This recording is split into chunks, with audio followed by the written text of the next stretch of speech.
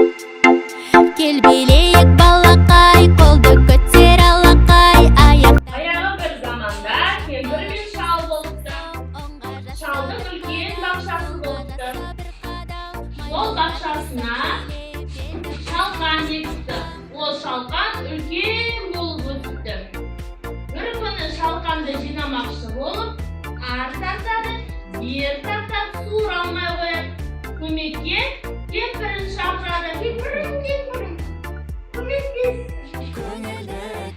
Кемпір шалдан, шал шалқаннан ұстап ар тартады, бер тартады, суыра алмай қояды.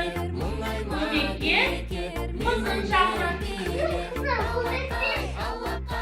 Қызы кемпірден, кемпір шалдан, шал шалқаннан ұстап ар тартады, бер тартады, суыра алмайды. Қызы көмекке итін шақырады.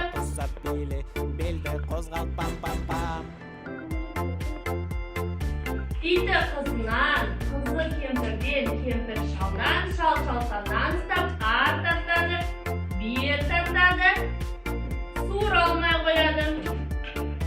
Көмекке иті мысығын шақырады.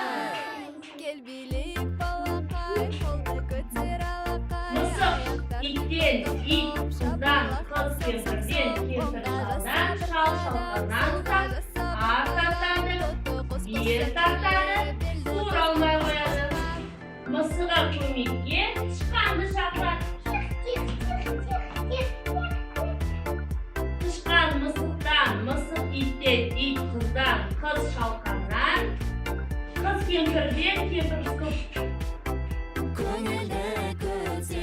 мысықтан, мысықтан, мысық иттен, ит қыздан, қыз кемпірден, кемпір шалдан, шал шалқаннан ар тартады, бер тартады, суыра алады.